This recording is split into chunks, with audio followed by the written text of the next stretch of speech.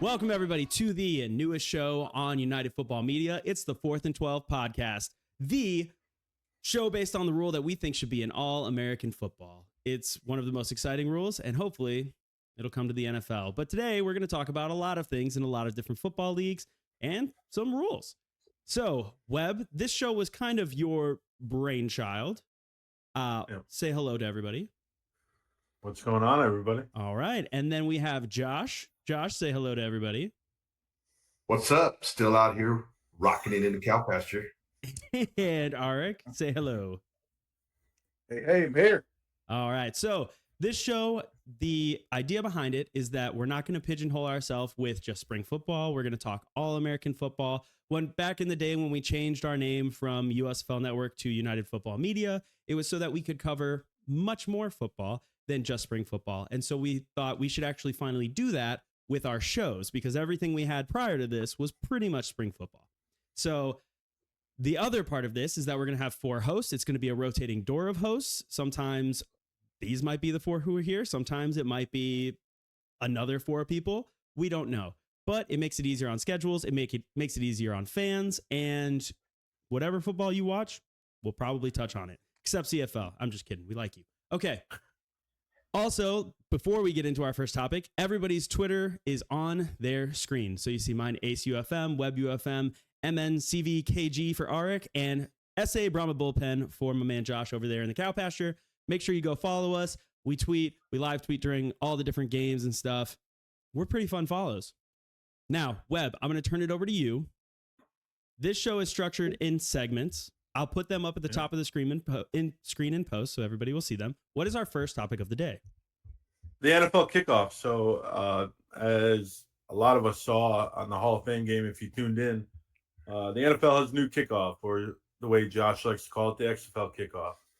Let's talk about it. Let's start with Josh. We're going to start with Josh first because he watched it in the XFL for the entire year and loved it and argued for it for so long. I wonder if he's still for it. Are you, Josh? And he was right. Thank you, sir. Thank you for pointing that out. I was just about to start with that. But what I would say is more football plays equals more opportunity, which then equals more entertainment for us as fans and podcasters.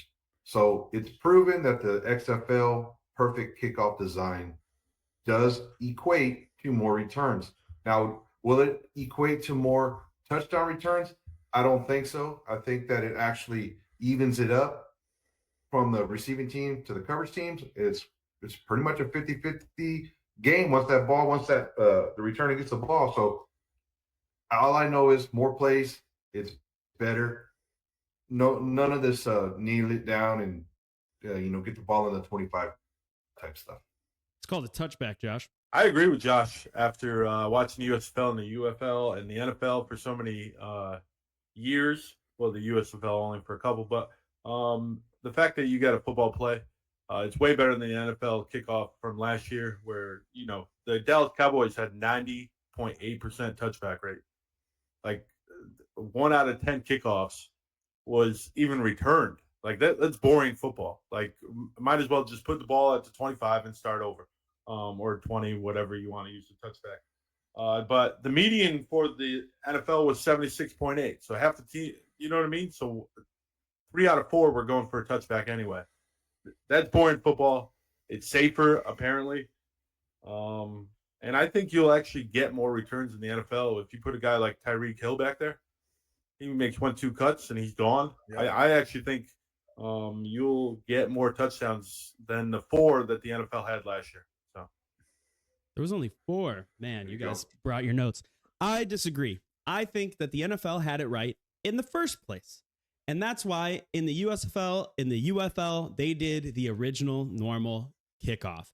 When I went to the Houston meet and greet with the coaches in the UFL last year for the Houston Roughnecks, they asked Moose Johnston, they said, the NFL just changed their kickoff to the XFL style. Is the UFL going to adopt that, or are you going to stay with the normal kickoff? And he said, no, we're going to stay with what we're doing.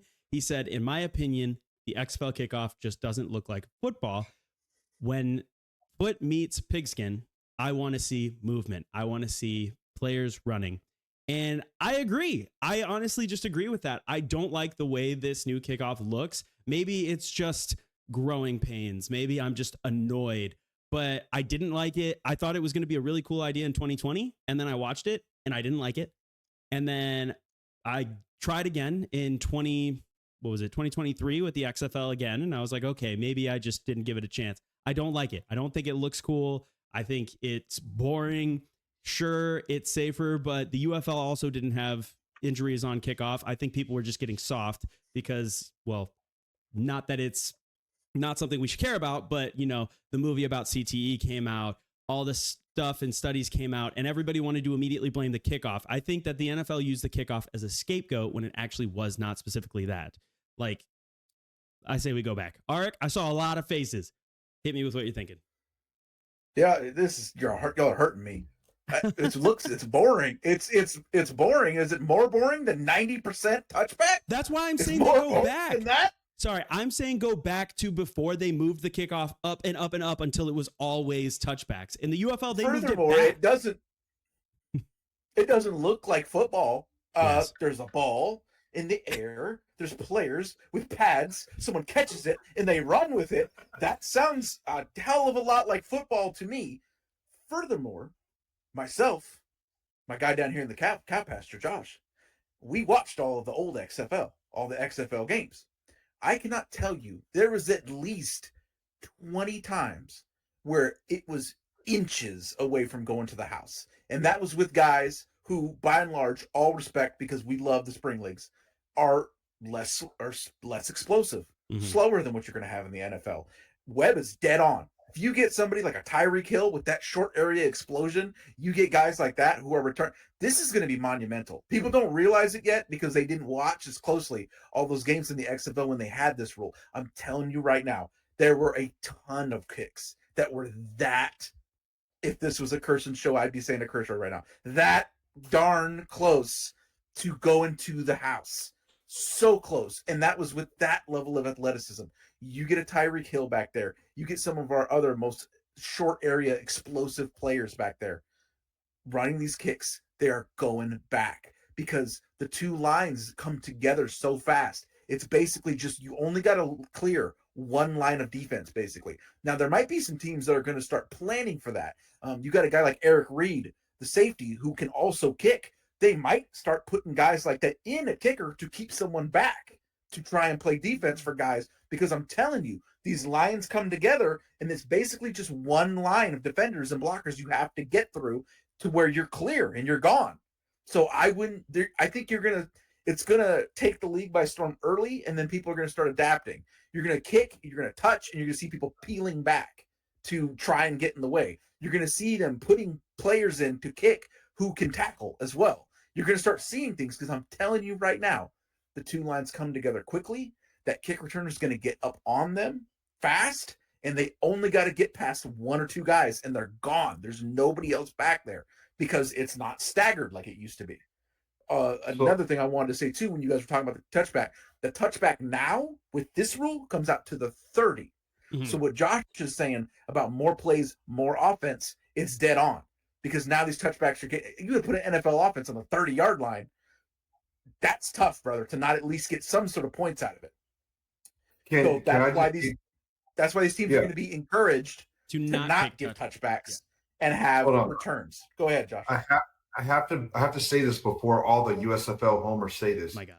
Right. If they do put a player that can actually tackle and kick the ball, that's one less play for the kicker to be able to kick it. It's not fair. It's illegal. I'm with you, Eric. Put the best players on the field every play. Need the kickers on the bench unless we need a 50-yard field goal from Bates or something. Okay, that's all. I like it, and I think that it could honestly make, because college is still doing normal kickoffs this year, right? So they're not doing this type of kickoff, so they're still using traditional style kickers. If more leagues were to start adopting this, you would see an evolution of the kicker position, because like you're saying, you're going to need that 11th man. It turns from, the kicker in the NFL on a kickoff is more of a safety net. If it gets to that point, it's done. But it's a lot more that the kicker would need to be involved in this play, where you need someone who can legitimately tackle. It's not, we need you to push out of bounds. It might be, you're going to meet them at midfield and we need you to lay some wood. And it's just going to be you and them. We need you to lay some wood. So you could see some evolution of the kicking position to where maybe even they have a field goal kicker and then they have a kickoff kicker, or maybe, you know, they combine the punter and kicker position. So you're going to punt and you're going to kick field goals. And then you have another guy who's beefy Pat McAfee trying to come out here and lay some wood so that he can get a show on ESPN and go spread fake news. But like, fat punters everywhere getting excited as we speak. yeah. So like, I think it could be a cool evolution. I think there's a lot of stuff. I just don't like the way it looks. Maybe I just need to warm up to it. But I do like what you said. Arik, I remember when you made that point when they first changed the rule, you said, I don't think people understand how many kicks are going to come back this year.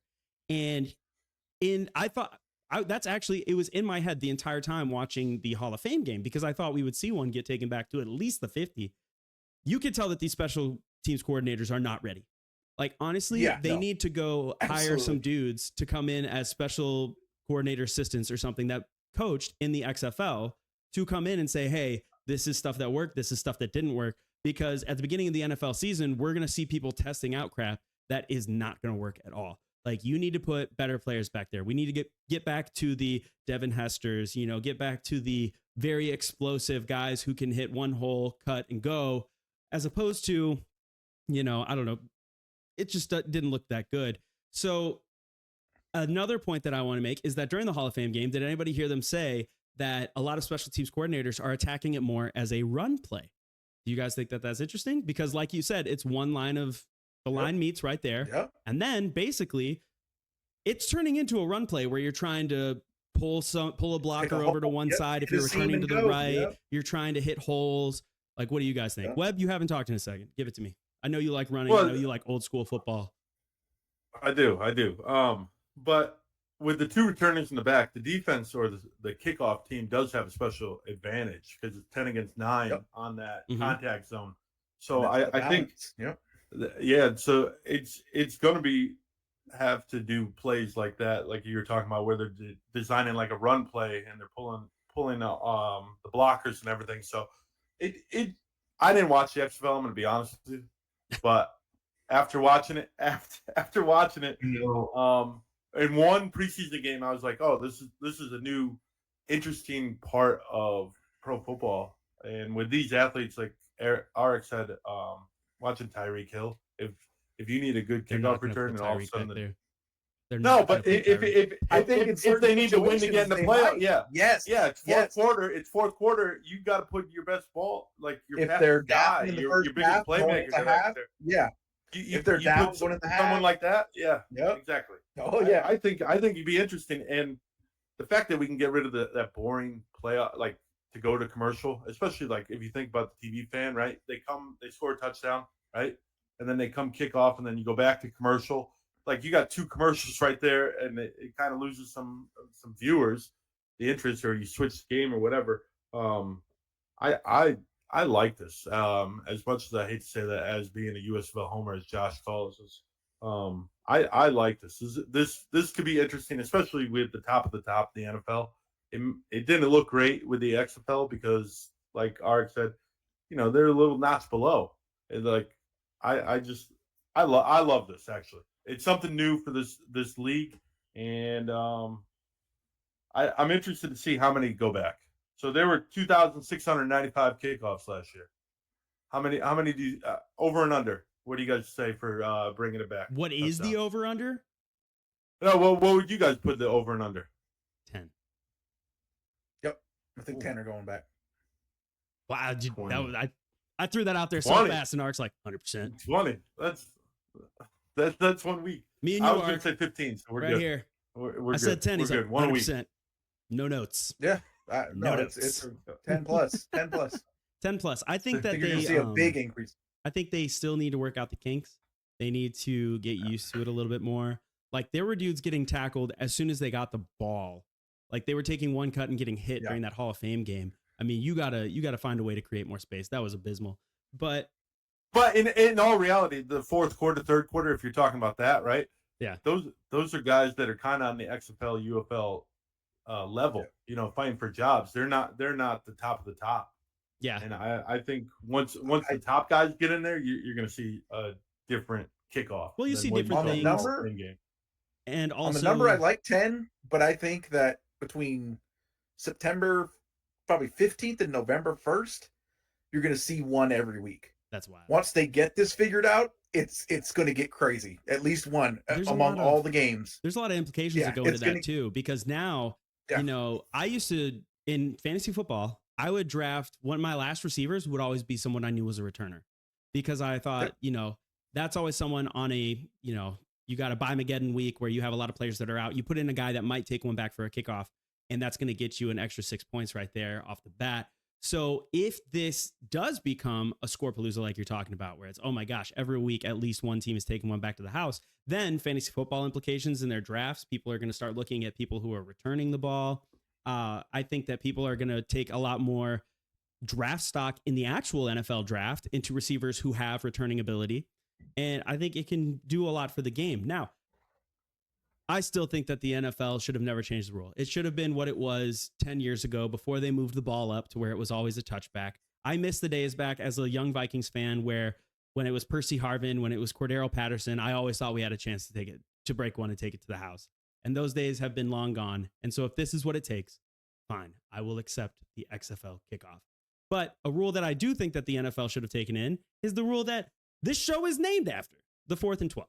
They need to take in the 4th and 12, especially because they have nerfed the crap out of the onside kick. And you actually have to tell the team you're going to do it now. It's crazy. Horrendous. Yeah. Meanwhile, how else do you do it, though? 12. Meanwhile, 4th and 12 is like the best. Again, I'd be saying a curse word right now. The best darn rule in football. I think 4th and 12 is so amazing. cool. It's amazing the way it keeps games going. I love it so much.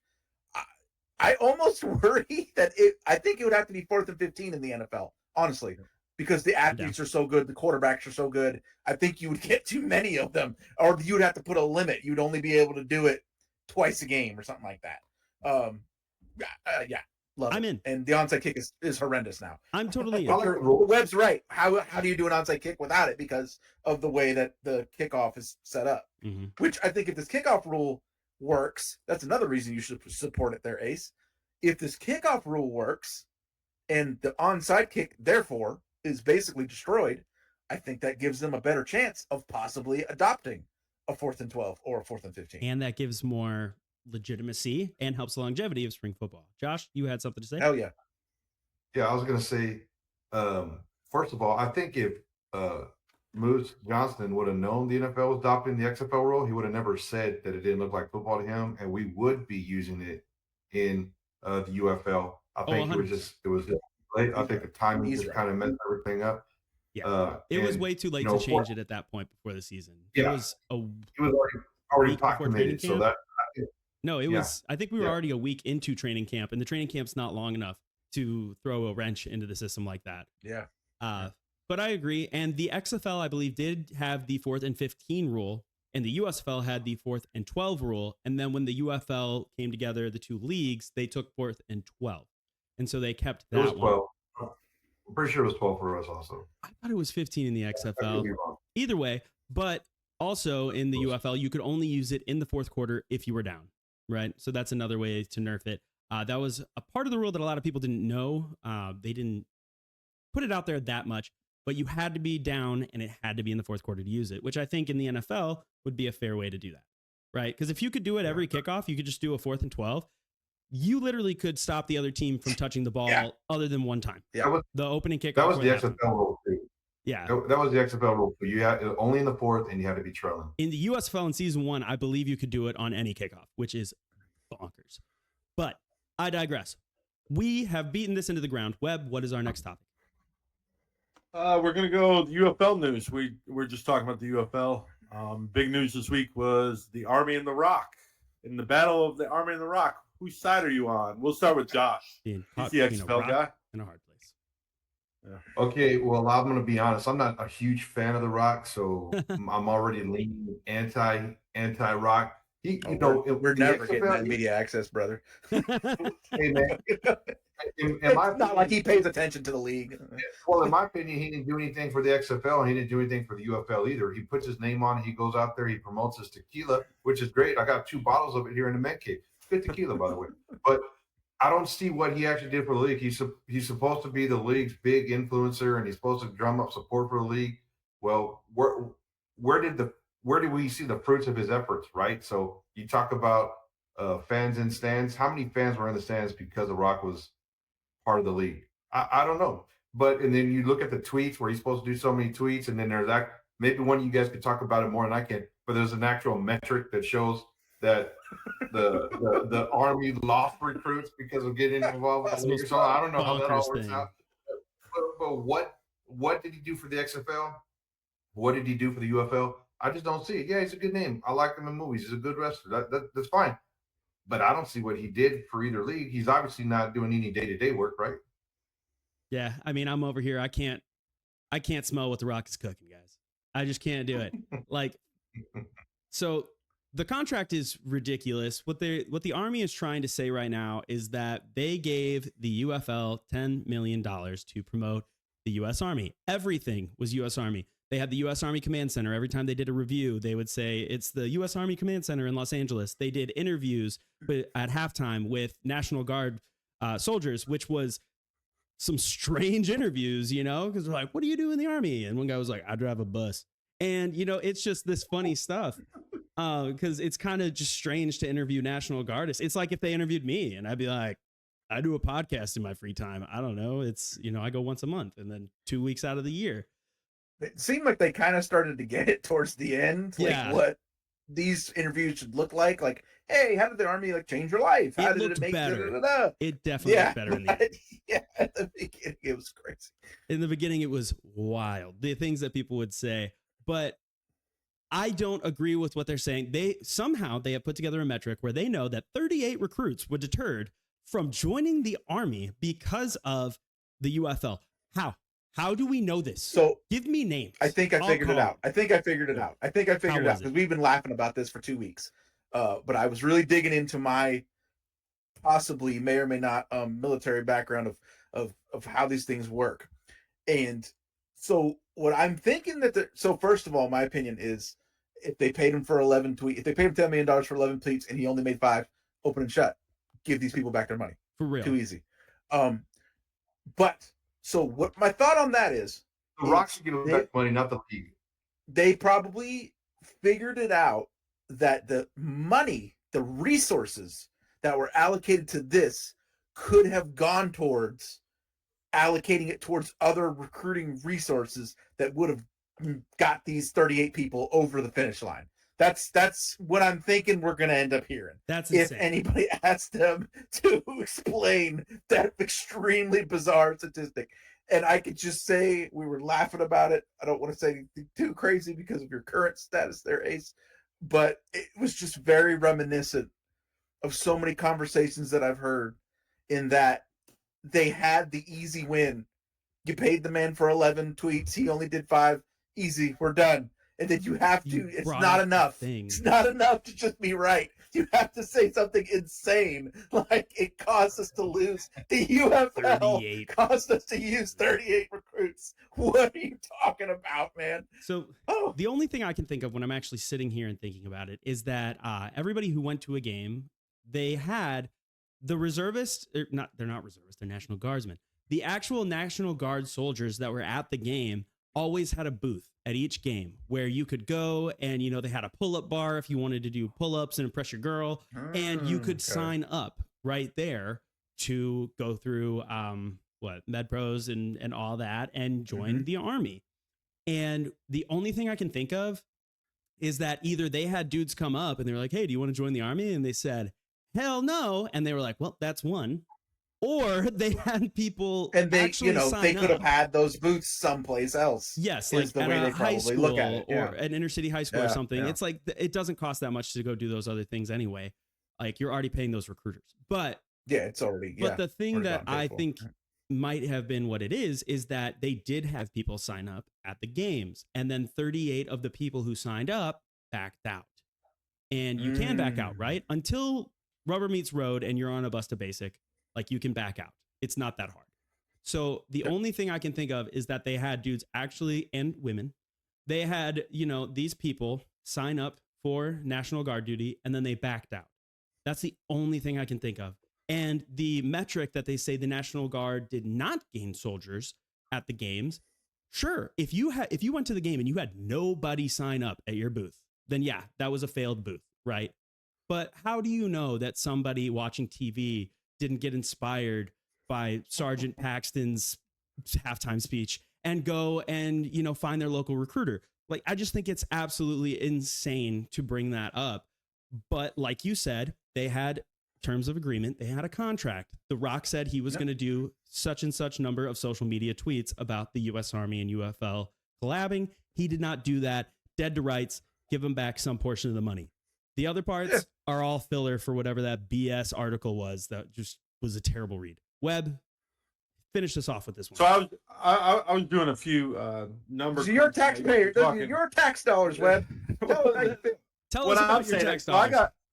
So I have roughly about 2,000 followers on Twitter. If they want to give me $20, I'll do 16 tweets. Like, I'm thinking it's beer money, right? I'll do it for beer money. I'll tweet about the Army.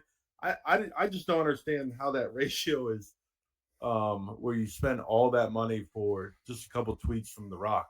Like, it just does not seem like a good investment. And I think it's more of an issue about our United States government and Army than anything. That we just like to burn money. And if they just want to hand out money, I'll take the $20. I'll do 16 in a week. Like, I'll do 2 a day. And I'll share it. And you just send me $20. Too easy. Light work. I think it's absolutely ridiculous that our government is spending money with The Rock for some tweets. It just doesn't make sense to me. I did say before the show, and I think it's still funny, that our man Pat R out there, he does Analyze and Educate on YouTube. Yeah. And he tweeted, because he is a retired Marine, and he tweeted about how, there's mold in the barracks. We have soldiers who can't find housing. We need VA benefits, all these things. And he said, why are we donating $10 million to a football league? And I just want to put your mind to ease, Pat. That money is not going towards the barracks and the mold anyway. They do not care about the grunts in the barracks, man. So that sucks. That's the harsh reality of it, is that this $10 million was going to go to something equally, if not more, stupid. So it might as well have gone to something that millions of people saw watching football. I say I saw more about the Army watching the UFL than I do doing anything else, honestly. So at least it got out there. I think that right now, the social climate in the U.S., people just aren't joining the military, and that's not the league's fault.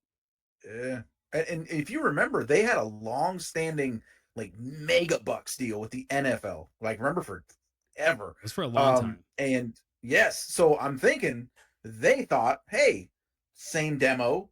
And I think it was pretty successful for them as well. So they're thinking same demo, same sort of thing, but at a fraction of the cost, plus The Rock is involved and could give us some tweets.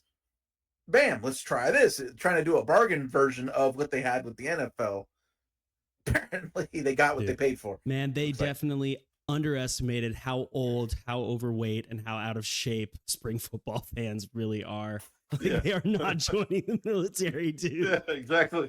I'm one of the younger fans I've ever met, and I'm already in. It's like, you can't get me, dog. You can't double down. So, Ace, if you could do me a favor, I know we can pop this in later if not, but could we just throw a quick like 2-second clip or 5-second clip of the national debt counter where we're at like 33 trillion? Just take the 11 million instead of giving a Rock and pay off some debt. Who cares about the 11 mil little? There's a penny. A penny. Yeah. Oh my gosh. Webb, what is our next topic of the day? All right, before we get into the heated discussion with college football, because that, I think, you've got a Baylor shirt on. He's got the Texas A&M in the background. I'm not too sure what RX got, but XFL Originals. Okay.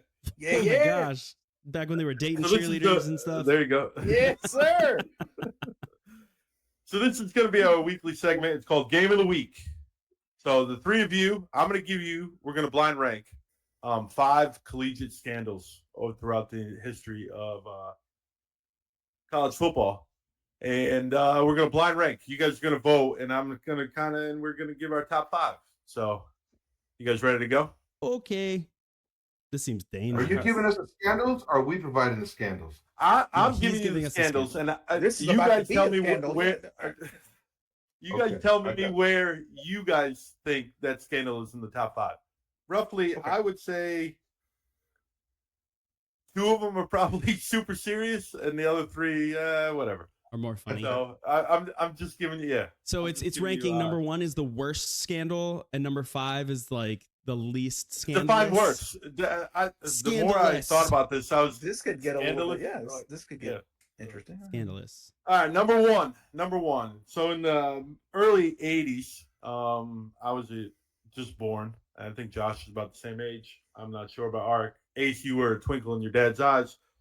SMU out of Dallas received the death penalty. That was actually in the mid '80s, I believe, because Eric Dickerson, Craig James, they were bringing in, finding jobs for the parents for these transfers, good paying jobs. They received the death penalty. So, your idea, where would you guys place this 1 through 5? So The we don't. SMU death penalty. So we have to place it on the 1 through 5, and then it's there, and you'll tell us the next one, and that number is gone. Yeah, it's tough to place if I don't know what the rest of them are. Yeah, well, it's called blind ranking, guys. Oh, okay. blind I've ranking, seen so. TikToks like this. My wife is on the talk of ticks, so I get it. Yeah, So I'm gonna put it at number 1. It's 1. The worst? I'm gonna put it at number 2. Oh, you got to give me an answer, because then we got to have I'll average them later, and we'll come up with. Okay. I'm going 4. It was a historical precedent, right? Like, big deal, but like, there's been worse stuff. That's called NIL now. Just to let you know. Like, Yeah. It's NIL. fully legal now. I'm going 5 because it's absolutely ridiculous. The South West Conference was known at that time. Everybody was getting paid to play in that league. Yes. There's all kinds of stories about it. I don't even think it was that big of a deal. They basically just made SMU the poster child for it, so no one else would do it. The NCAA is trash. They don't even have the rules, the ability to do that. They just lost a lawsuit for this exact thing. I think it's not even an all-star. I think SMU got screwed, and they still haven't recovered. It's 5th. It's not even a controversy. So his point brings up a good question that I had about this. Are we putting this like historical perspective or our personal opinion? I guess it's Your opinion. personally. 5. I'm going 5 too, because he's absolutely right. I'm going 2. I'm going to go with number 2 crap. because it Oh, Jesus. created Throwing the the death average up. penalty. It created the death penalty, guys. Like, Okay, but that would be a historical ranking. Sure, and in Historically, my it would mind, be higher. But yes. my personal opinion, yes, because every It's time ridiculous. something happens, my Crap. alma mater, Baylor, had a scandal. I was yeah, there. true. I was a True. sophomore. And what was looming over us the entire time that they were trying to come up with a decision on what they were going to do? Penalty. The death penalty. Everybody kept saying, are they the next SMU? SMU is the standard for scandals. Like, are they going to hit you as hard as they I don't hit know about SMU? that. We're about to talk about one. I think that's the standard for scandals. Yes, I Please, come understand on, that. But they're Get saying, that out of here. I understand. But they're the standard on the decision on the punishment. Is that, are you going to get SMU'd? Because SMU still sucks. They're okay, but they're not that good. And they haven't been, they used to be a collegiate to a- powerhouse. Hey, you watch your mouth about ACC teams, right? Yeah, they made it back to a P5. They're back. There's a Yeah, reason they're in the Power it's a Five. P4 now, If and they they're win trying their to make conference, it a they're P3. in the playoffs. It's I a just want to let P4. you know if they win the conference. It's Power 4, and they're trying to make it a Power 3. Clemson and Florida State are trying to jump over Clearly, here. it's a P4 because somebody went undefeated and were conference champions and didn't get into the playoff last year. So clearly, No, it is That's P4. ACC. That's ACC. that's what I'm then saying. we're saying I'm it's saying P3. you're right. Then we're saying it's P3 Looks like because you're the right. Pac-2 does not count. I'm not counting 2 schools. Yeah, Oh, true in that. Pac-2. All right. It's Are a you Pac- going it's in a with Power Sure. 3. I thought you were leaving the ACC out for the Pac-2. I was just But double-checking reel on it back in. But the biggest punishment that has ever been handed to a school was SMU getting the death penalty. It literally put their football program back decades to the point where they're still recovering to this day. I think that they are number 2. It's not the worst scandal to ever happen, but it's the biggest punishment to ever happen. And because of that, I've got to rank it high. All right. Did anyone go to Next jail one. for more than 20 years? Yeah, we're getting there. No, they did. Oof. Okay, just throwing it out. We're getting there. Oof. I don't know if we're gonna get there. All right, next one. Also, it We might not be better. the 5. He never said he's doing the worst 5. No, I'm not. True. The next I'm one, not. I'm the next definitely one not. could be pole the assassin proof. for Texas. Who knows? Like That's exactly what it is. It is pole assassin. The next one's pole assassin. So Definitely 5. Go ahead. Ace hates Texas, and so does Josh. it's number 5, dude. It's pole assassin. Was this a scandal? I mean, How's that even a scandal? That's not a scandal. That was a it's scandal. not the coach of the chipper on the monkey that bit somebody, right? Like, I mean, Yeah. was the coach Ace married? is probably in They got charge of married. people. That's Hey, just a holiday congratulations. weekend right there. That's- Congratulations to that defensive Guys are coach. so yeah, he's getting married. Their new nuptial. He's getting Yeah, those married. fellers. No, he is married. They're married. Those fellers that Ace is in charge of, you get marry a stripper and get bit by a monkey. That's just a 3-day weekend, bro. That's just hey, why is Private so and so not here for drill? Oh, he married a stripper and the stripper's monkey attacked a kid. And you're like, oh It yeah. happened twice. this morning. Yeah. And you put, so is that excused? So is that an excused absence? We'll put it as it's Never mind. I'm not So- gonna say. we'll figure that out. Okay, So so rank them. get us in trouble. Go ahead, Ace. Rank it. Oh, that's number 5. Like, yes, it was a little bit of a scandal. It went viral, but did it actually affect the school? No, it didn't. It literally was so legal that they're married now. The only thing that was bad about it was that her monkey attacked a kid on Halloween, but also the fact that she chose the name Pole Assassin. How many stripper names on the top of your head are better than Pole Assassin? Hold on, man. Because we don't know for sure that everybody listening to this even knows what we're talking about right now. Oh my gosh, you're So right. please. Webb, describe the scandal. So this guy was cheating on his wife, right? He was married at the time, Yes. correct? With a stripper named Pole Assassin. Nickname. Who is for this guy? age Who are name. you referring to? This guy. He's a defensive assistant. I don't remember his name off the top of my head. Coach at the At University Texas. of At Texas. the University of Texas. Here we go. Yep. The defensive And assistant she had a coach. pet monkey that helped with some stage stuff, didn't it? Yes. Didn't it? And I believe we're supposed to say professional dancers, exotic dancers. Yeah, whatever. We may Whatever. have not This been is- PC. But yes, this exotic Anyways. dancer's pet monkey that was a part of her act, which is gross, personally. this monkey ended up biting a kid at Halloween, right? Hmm. At his They house. continued. They continued an affair, and they just Well, recently got so married. that's He what was left. really scandalous about it is because they were trying to keep it on the down low because he was cheating on his wife. Yeah. And then the story got out because he was with the stripper on Halloween and the monkey bit a kid. Yeah. Normal stuff. And so his wife left him, and then now he's marrying the exotic dancer, and I can only assume the monkey was a ring bearer. He better have been. But oh my gosh, my favorite part of that whole scandal was when I think it was Texas lost a game that year, and one of the announcers was like, "This upset, it is a pole assassin to their place in the college football AP polls." And I died. That was hilarious. Oh, All right, Ark, So- rank it.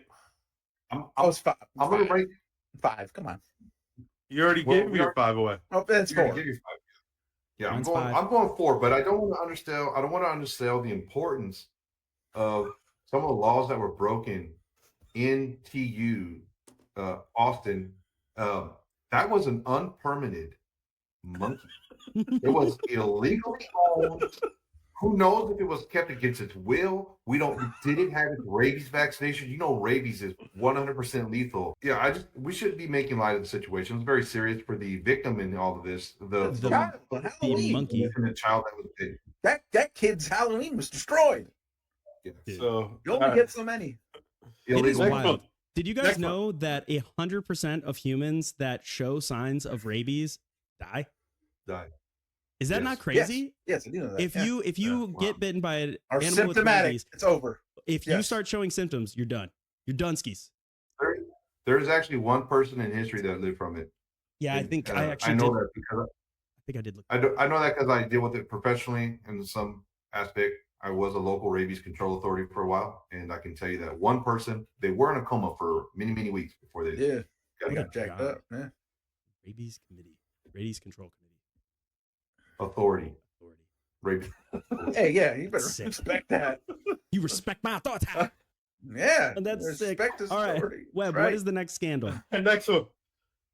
So in the late 70s, Ohio State had a football coach. He went by Woody Hayes. Clemson player went on to the sideline. It was an intense bowl game, and Woody Hayes punched the player.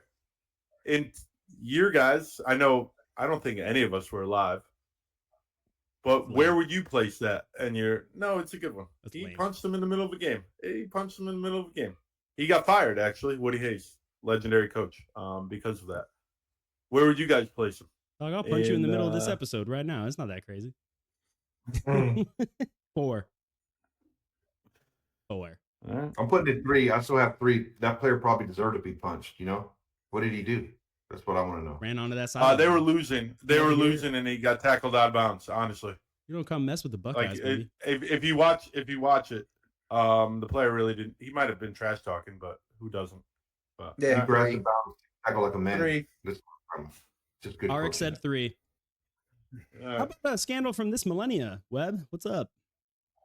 I All know you're right. old school, but So damn. last year, Michigan got caught with the sign stealing. Yo, Connor Stallions. It's still. That is such that's a skis move, saving it to the end. No, there's one more. So I'm putting 1. I know, but blind now ranking. we're out of It's blind slots. ranking. Oh my gosh. I'm putting it at No, 1. you're actually, to tell you the truth, you're in pretty good shape. You use 5, 4, and 3. You're in Yeah, pretty and good this shape. should be 5 because everybody does it. No, Oh, wow.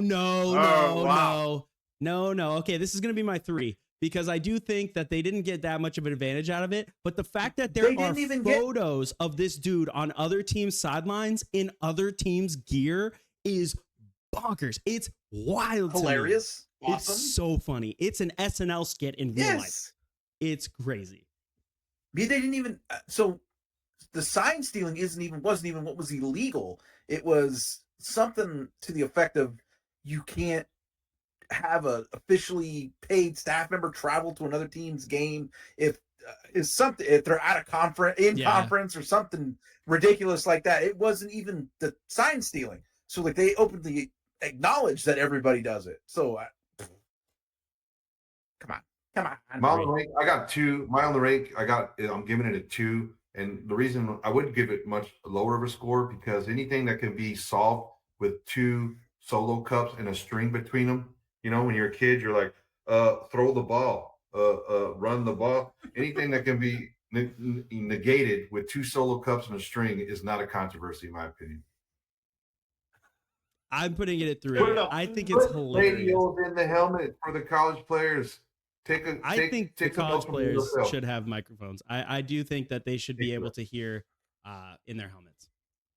I think it's dumb that they can't because the whole point of college football, whether you like it or not, is that it's preparing them to try and go on to the NFL. It should be as close to the NFL as possible. Put the microphones in their helmet. Let them hear their head coach call in the play. It'll create a better product on the field. Adopt the kickoff now. Do all the stuff. Make it as close to the NFL as possible. But I love the photos of him in other teams' gear, and he's got the sunglasses on. He's just like, I think it's hilarious. I think it's so funny. It is Talk an about SNL photos. skit. The last scandal probably has the most iconic photo. It's a head coach in a neck brace at the University of Bobby Petrino. Yeah. He was another coach with a woman on the side, or was it? I don't know. No one really knows the truth of this motorcycle accident.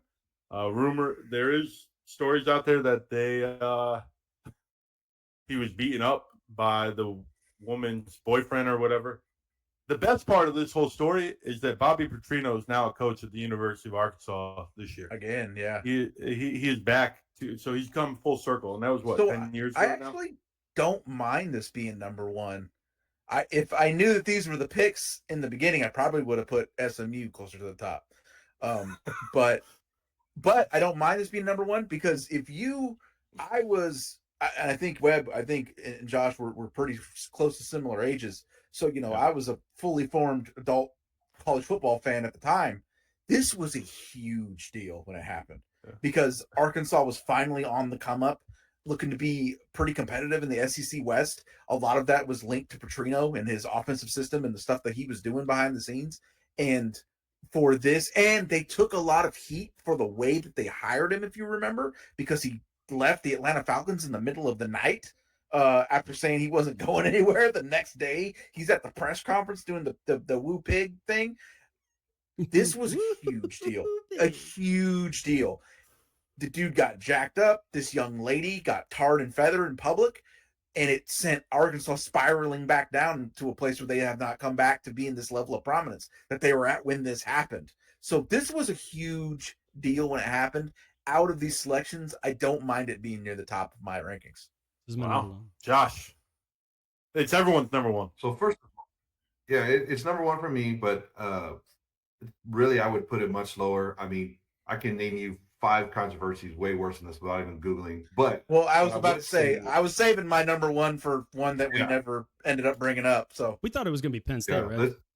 Yeah. Oh, there's no way I was Penn going State. to. Yeah.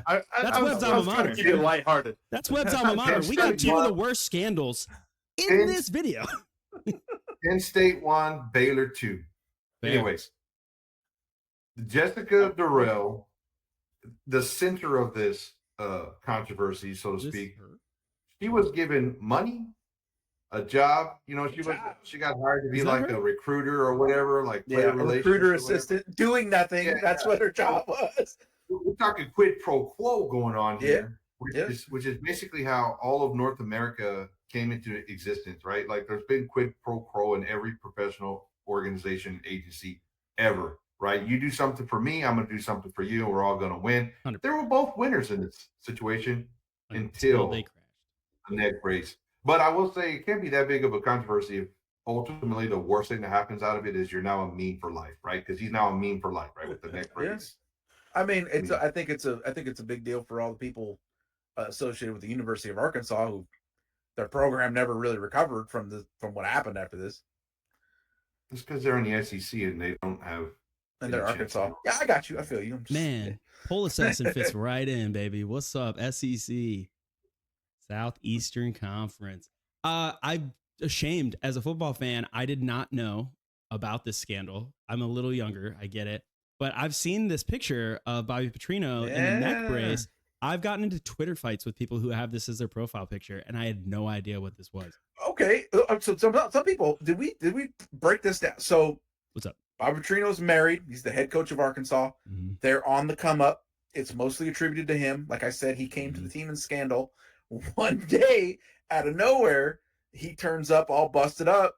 He was this young lady was a player on the volleyball team at the time when he was coaching there. They had an affair where she I don't want to cast any dispersions on anybody, say what anybody's motivation was, but basically she was given a job within the university where she basically did her job was being Bobby Petrino's girlfriend. The investigation revealed that she didn't do a whole hell of a lot of work. So she was basically employed so that it was easier. It was easier for them to see one another. And he had a big hand in that. So that's fraud. Obviously his life got jacked up because it was a motorcycle accident. They both ended up in the hospital. Everybody finds out what's going on. He gets removed. There's the NCAA is digging into what they're doing because they're erroneously employing people and paying them. But he got fired downhill. He got fired for lying about it. He vehemently that's what they said. And then what happened was the police report came out. Yeah. And her name was part of the police report from the supposed motorcycle accident. So then there was no way of like saying that she wasn't with him. And that's kind of what got him in more hot water than other people. And the more they dug into it, the more it became clear what the deal was. Story, kids, just tell the truth. Just tell the truth, kids. Oh, don't have an affair with a much younger person. Don't have an affair when you're married. When you're married, that also both consenting adults. I mean, there's many more college controversies we could talk about where there was non-consenting adults. Yeah, when there was people who did consent and weren't adults. You know, she was an assistant recruiting coordinator and a consenting adult. Okay, Yeah. I mean, come on. Fun fact, in the military, you still can be tried by the JAGs, by the, what is it, the Department of Defense something? Arik, you know what I'm talking about. Oh, the Uniform Code of Military Justice, UCMJ. Yes, you can be UCMJ'd for adultery to this day. Yes. Craziness. So it's generally an add-on to other shenanigans. And when they bring a whole case against you. Man, if they did every adultery, they'd never stop. But yes, it still can. Unless you're a 4-star general, then you don't ever get brought up on anything. Yeah, it'd be crazy. Yeah. But Webb, what is our next topic after this scandalous segment? Well, just to let you guys know, before we go on, I had SMU 1, Woody Hayes 2, Petrino 3, Connor Stallions 4, and Pole Assassin 5. Dude, I was almost right there. Yeah. Switch right. 2 of mine. All right, let's get into arguing here. I think we're all college football fans, big college football fans. What are your early picks for the college football playoffs this year? We expand to 12. It could get interesting. Well, how about this? Do we all agree that there's like the ones who are going to be in? We have Georgia, Ohio State, Oregon, Texas, Alabama. They're in. Yeah. Right? I agree with that. Top 5 for me, too. They're in. So, like, other than that, who you got? You know? Well, ACC, one team is going to get in, right? Yeah. So who do you guys got in the ACC? We hope so. Florida State. Florida State. Yeah. Florida State. Even if they lose 5 games, they're going to put them in just to make up for last year. Well, there is a bit of the makeup call. There's a bit of the makeup. We'll get to that topic here in a minute. I don't think you were on in the pre-run-up, Josh. I had a little question. Clemson's going to win the ACC. He's not getting in. I'm sorry, guys. Why not? Clemson is not getting in. They still... What? Their ACC schedule is light, man. I'm telling you, their ACC schedule is light. I'll take Miami over Clemson. Miami. Whoa, stop. Yeah. Stop. Yeah, stop. I was also going to say Miami. Stop. I was also going to say People have been saying Miami's coming back since like 2003. Like, stop. It's all about the U. It's all about the U. Dude, now Clemson, they're Florida falling State, apart. you have a better argument. Clemson, how are they falling apart? They're not getting into NIL. They're not getting into the NIL the way they need to. Hey, he still doesn't take recruits. Would you love to be? You would have loved to be 9-3 last year, right? No, to me it's 12-0 or you lost. Oh, okay, but what I'm saying, 9-3 would have been a way better season than Texas A&M, right? I don't know what you're talking about. Okay, Ace, how many wins does Baylor have? Trace Amigo. Okay, so Clemson had 9 wins last year for the first time in more than 12 years that they didn't get to 10. They got a return quarterback, a lot of talent coming back. I'm telling you right now, they're winning the ACC. I'm not saying they're a national championship. I'm telling you, they're winning the ACC. They did 9 wins in the ACC. There's only one good team in Florida State. Everybody else was garbage. You put that in over there, you win the whole thing over there. Come on. Stop. Clemson, mark it down. Clemson will win the ACC. Clemson or Miami? Clemson or Miami? Who you got? He said Florida. Clemson.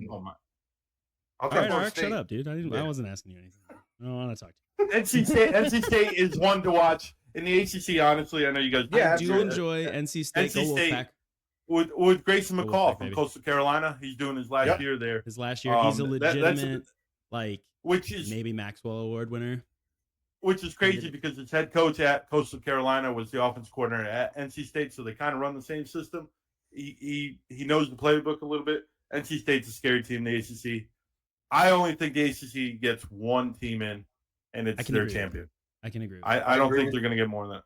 Who are the 2 schools in the Pac-2 right now? It's Oregon State, and Washington State. I don't think either get in.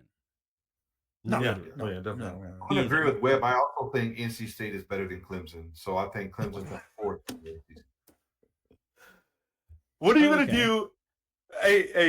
So I live in Georgia, and I am surrounded by Georgia fans. Grosser. Yeah. And week one is Georgia and Clemson. That's so sick. 14.5 point spread. I love that. And is it? If Clemson shocks the world, I might throw money. Shocks the world, you guys just leave me alone for the next. I don't care if they go 1-11. As long as they win that and shock the world, knock off Georgia, I'm good. That'd be wild. But Clemson's winning the ACC. I'm rooting for Clemson on that game. Hey, Clemson's first 4 games will tell you the whole season, honestly. Georgia, App State. Week 3 is like South Carolina State. And then week 4 is NC State. So their first 4 games will dictate their whole schedule. So, Okay. Well, how about this? Who's everybody's sleeper pick to get in? I know Arik has at least 2 in his chamber. It hurts me to say it. I don't know if it's a sleeper pick because a lot of people are picking them, but I think Penn State and Ole Miss. I think Penn State and Ole Miss can have a chance of being better than what people think. And I think A&M. I know I'm a homer. I'll admit it, but I think A&M season comes down to 3 games: the Notre Dame game, the Missouri game, and the TU game. So if we can go 2 and 3 in there, I think A&M gets in. So mine's not really sleep. Well, one of them is a sleeper, sort of, but the other one I think is just people are just forgetting about them because they're not a national brand. But Utah, I think Utah has every chance to win the Big 12 this year. At least, even if they don't win the Big 12, it's 12 teams in this thing now. So I think they're going to get in. One I'm not hearing mentioned, and nobody mentioned them yet.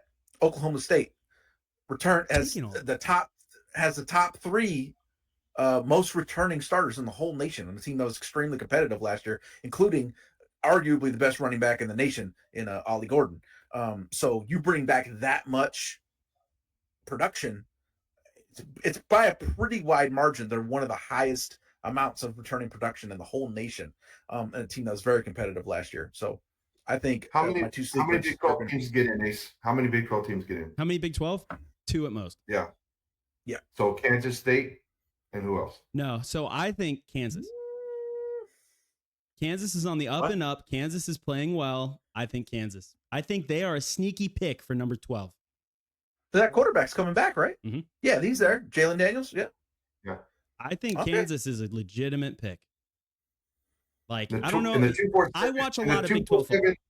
I watch a lot of Big 12 football, right? Because I'm a Baylor guy. In the 247 metrics, where you look at actual team, they have those deals where you have to have so many 5-star players, so many 4-star players to even have a chance, right? Blue chips. Yeah.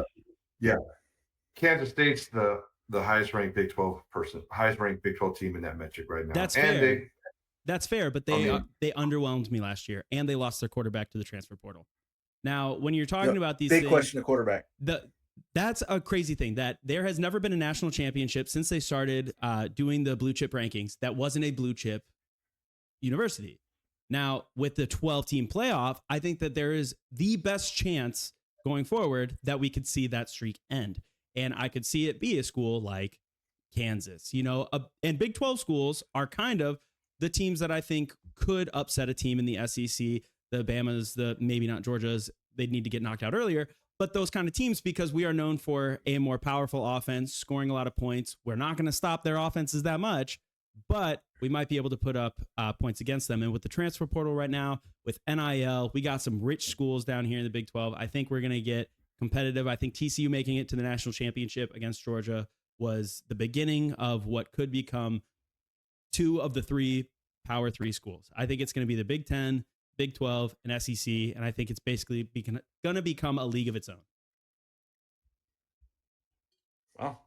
You guys got any G5 teams possibly sneaking Tulane. in? Wow. That was the school that immediately came to mind when we talked about this segment that I was thinking about. And shout out to our guy Lowe in the UFM. I think Tulane has been growing. Their head coach did not leave. I think that they're in a position to do it, and it would need to be soon because I can't see them keeping this kind of momentum. Well, I think Boise and App State are the best 2 G5 teams, honestly. I like App State. I think Boise's got a lot returning, and App State, I love Sun Belt, so I'll root for their Sun Belt champ. But what do you guys think about Notre Dame? I hate them. We talked all the. So there we go. I mean, that can lead to kind of it's very polarizing school.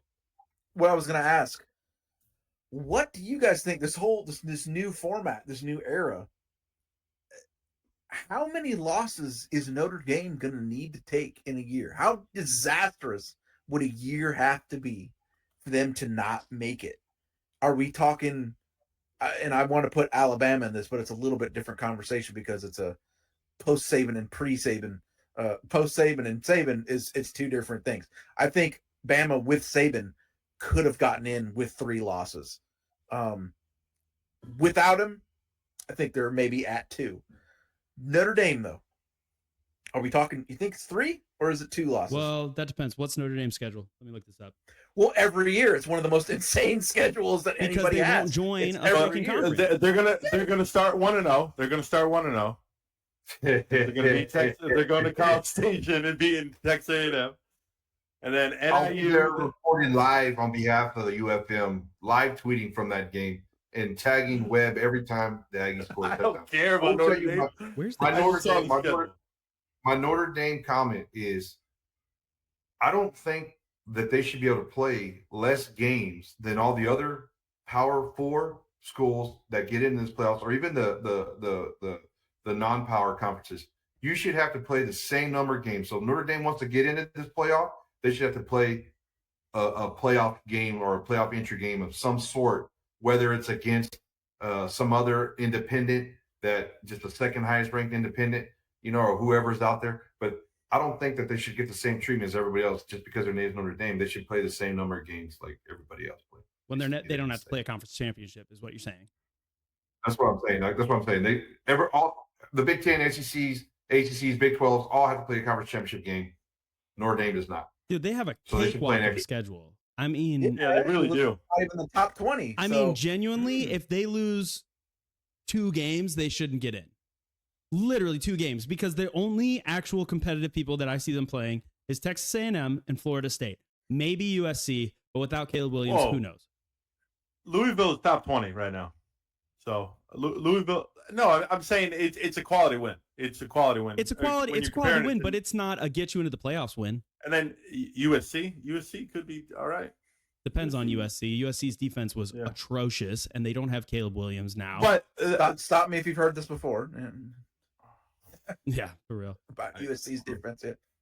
But like, I don't know. they just, I don't. They're this gonna start schedule 1-0, isn't that so good. that doesn't make a when you're difference. when you're looking at an SEC schedule, when you're looking at a Big 10 schedule and a Big 12 schedule, every in-conference game except maybe 1 or 2, if you're playing the Vanderbilts, you're playing the Rutgers, those aren't quality wins. But all the other in-conference games are quality wins. Whereas Notre Dame Certainly at this point. cakewalks their way into the playoffs and then gets absolutely manhandled the way that they did. Dude, that Manti Te'o documentary where they're like, Manti was a little upset because he thought his girlfriend was dead, and so they lost the national championship. 22 healthy Manti Te'os weren't going to win that game against Alabama that year. They were a tough natty, man. They Tough were natty. not up to par. They did not play the games to prove that they were going to take on Alabama and be competitive. They do that every year. I don't like Notre Dame. Academically, I think they're a very, very good school. And if my kid someday wanted to go there, 100%, I'd back them to the moon. But right now, watching them in football, I despise that school. I don't think they ever deserve to be in the playoffs. They need to join a conference before I'll ever respect them. Off my soapbox. Thank you. Agreed. Year in and year out, that's usually a top 10 schedule, but okay. Get out of here. All right, get out of here. I'm just saying. The media says it's a top 10 schedule. I don't trust that. Any other teams? Josh, SEC, Josh. I do think Kansas State has a good puncher's chance. They just need to play well. I like Kansas State. Yeah. I like Kansas State. I'm gonna go crazy. I'm gonna say Iowa State's gonna be better than people think this year. And I'm gonna tell you why I think that. I'm an avid Josh Pate watcher, and he has swayed me in the last couple episodes with some interesting roster, skill level assessment of Iowa State. He's a big Iowa State supporter, so I'll put them. They're ranked 25th in my poll, and that gets them in. Okay, how about this? How many teams get in from the Big Ten? We have not talked a lot about the Big Ten. Now they have Oregon. Now they have Washington. 2? I got 2. You got. They got 95 teams in that league. There has to be at least 3 of them get in. I think there's at least 3. I think we could see Ohio State, Penn State, and Oregon all in. I don't know, man. Michigan, it's kind of like the winner between Michigan and Ohio State, unless they both win out other than that game.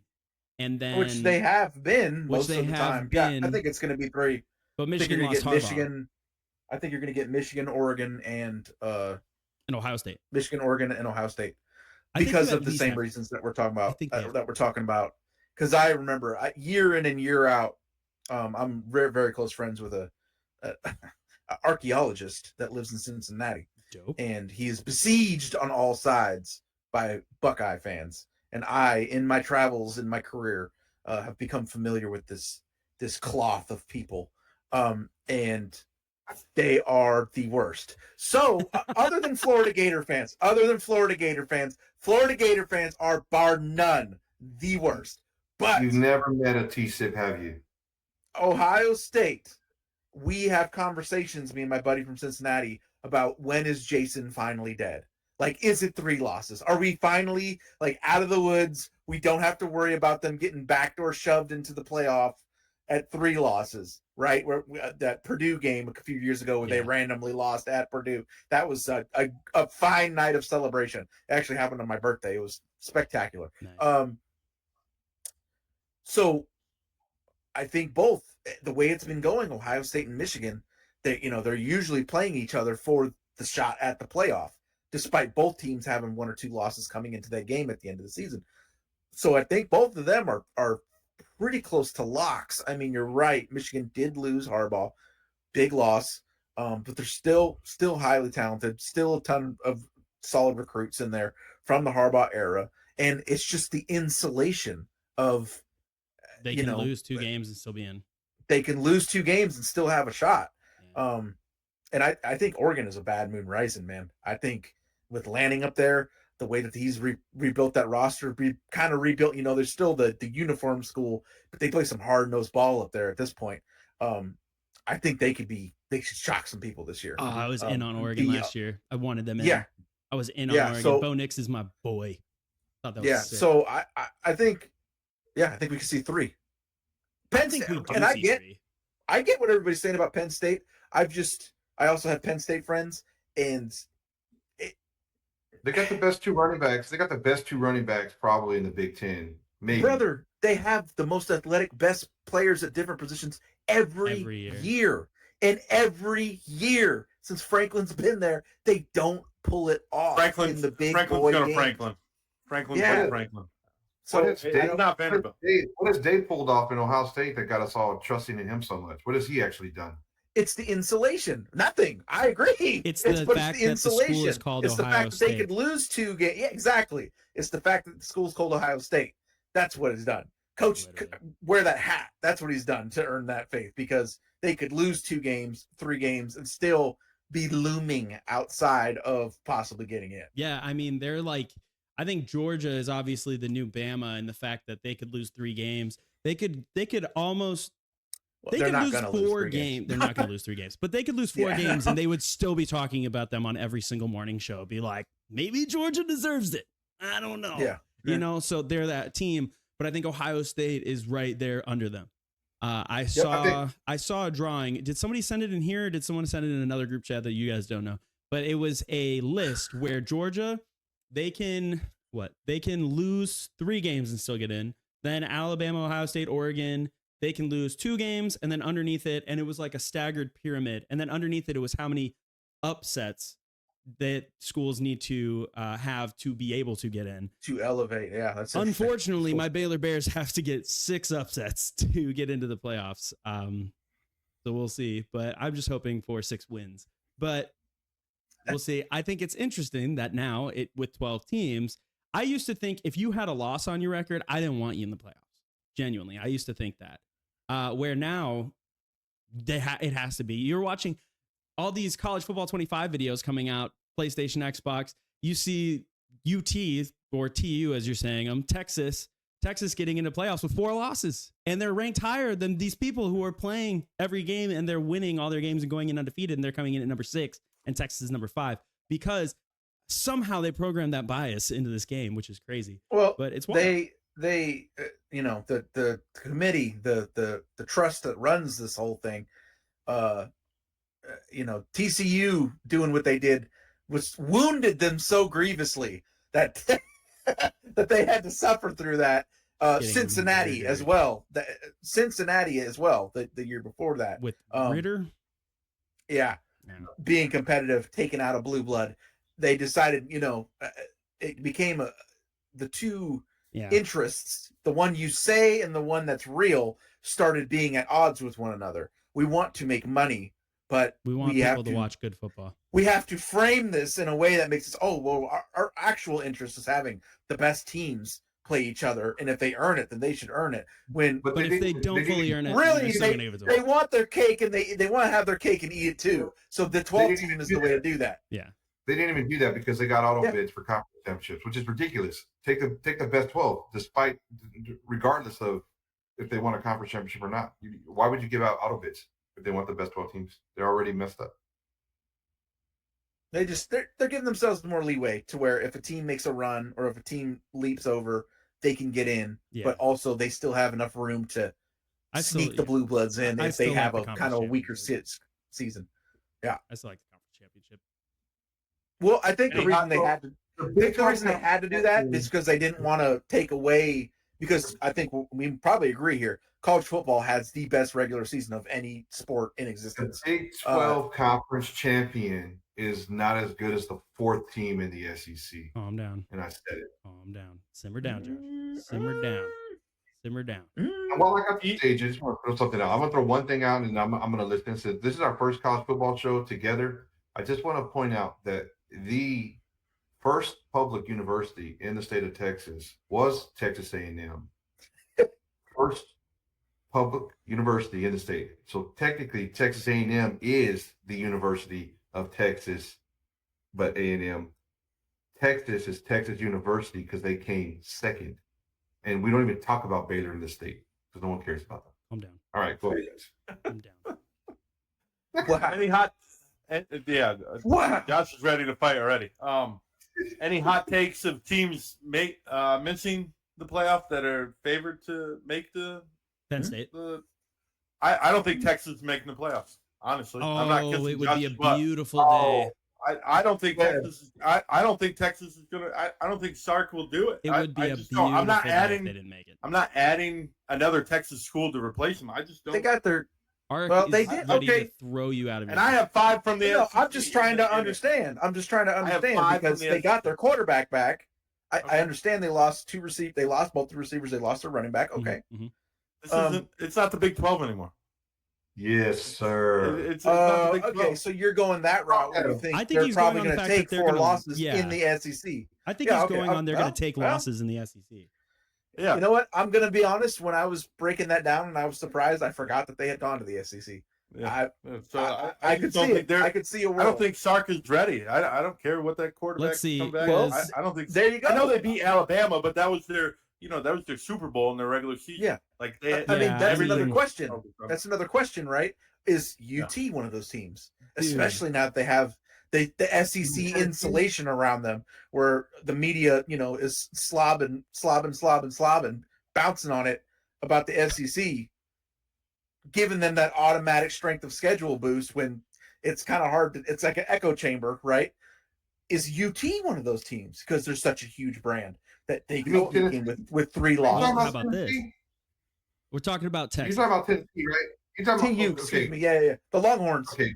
Longhorns. I also want to note that the SEC conference themselves has deemed UT in their graphics as Tennessee. So understand. I get that. It's like when people say those USC, some people mean South Carolina, and I'm like, get out of here. Exactly. Nobody outside of the state of South Carolina thinks that.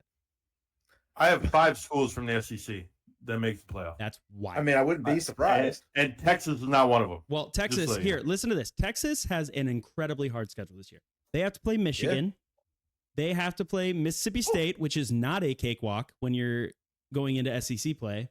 Oklahoma, Georgia, Florida, and A&M. You're telling me they win all those games? I think they might. If they lose 3 of those games, I think they might miss the playoffs. Because some of those teams could get into the playoffs. Yeah. Okay, so that's the point, right? I think Texas is the type of team that has the name brand power that they would try to sneak them in with 3 losses. Yes. But if the 3 losses are 2 teams that they are fighting for that bubble with, then they don't you get might in. be right. That's what I'm saying. Yeah, then they don't get in. Because if you look at Florida, Oklahoma, A&M, these are all bubble teams. Florida's garbage. Florida's garbage. Florida is garbage. Florida has the Let's number be one real. toughest schedule in the nation. Yeah, It's they gonna do. be a That's why tough- they all it's gonna be transferred a out. tough year. They all It's gonna transferred out be because it's gonna be it's a all tough schedule. year down there. Yeah. It's gonna be a tough year down there. I would love to see UTSA upset Texas. Go I'll Roadrunners. allow it. Birds up. Oh, I Go mean, to San Antonio. but we I'd have love to beaten win the this to lottery. death. Webb, is there another topic today? There's no topic. That was a good first episode, guys. I I think this was a love good arguing football, so I think love arguing while football college as well. While college I always- football builds, I think it could get a little bit more personal here. So I only sat down with 12 ounces, and I've been dying to get up and get another beer. So, just saying. that's why you bring two. Yeah, on Polar I'm a Opposites, pro. Webb and I I'm always a sat pro. down with two. But I like that this show format. We are United Football Media. We cover all leagues of American style football. We touched NFL, we touched spring football, we touched college. I mean, outside of IFL and Canadian football, we've done it all, and I think that that's really cool. Like if this was the week where Japan curb stomped America in the U19 league, Oh, U20 boy. league. What is that called? Ark. yeah, U20. the U20. U20. Yeah, Well, that was U20 the league. category of it. We'd have talked U20 about of that. the World Championship of Football. Yeah, we'd have talked about that. Like if there's any kind of football, we're going to talk about it. In the comments, you guys tell us what football you want to talk about. Tell us topics. Maybe we'll throw it in there. Sometimes it's easier for us to look at the comments and say, hey, they want to hear about this, than to try to come up with stuff. And then you guys don't like it. Especially since we're covering the whole breadth of football. It's crazy. Viewer comments would be fantastic for suggesting stuff you want to hear Yeah. discussed. Also, make sure to tune into mine and Webb's. We have a 3.5 hour Elf podcast every week where we break down every game. No, I'm joking. Remember the ELF, bro. Yeah. Oh, that league is painful sometimes. Man. It depends, because if you get a good league in like Germany, you get a good team in Germany, that's a pretty good game to watch. There are some other teams that are just tough to watch. The Josh missed out. We told him he should cover the. Yes, the production is awesome. is tough, dog. Madrid. Josh should have jumped in on Madrid. They're good. What, they're like 9-2, aren't they? Yeah. Yeah, something like I've that. been kind of watching them. I have a hard Go time taking Rebels. look, I'll be honest with you. I'm all about alternative football, but I have a hard time taking a league serious that lets teams quit at halftime. That was tough. Or, It's Europe, Come on, boy. man. It's Europe, buddy. Never That's, heard of that's you man, get back out there, take a whooping. different world over there. Yes, Yeah. but this has been the first episode of the 4th and 12th podcast. Please let us know if you liked it, what you didn't like, what you'd like to hear about in the future. We're going to be hitting you hopefully every week. We'll see how it goes. We'll see how you guys receive this first episode. But thank you so much for watching. This has been United Football Media. We'll see you next time. Hey guys, thank you so much for watching the UFM United Football Media. If you like that, please make sure to like and subscribe. Also, if you want more videos, you can check them out on our channel over here. The best one for you is right here. And then if you liked mine, the rest of my playlist is right here. Thank you guys, and I hope to see you next time.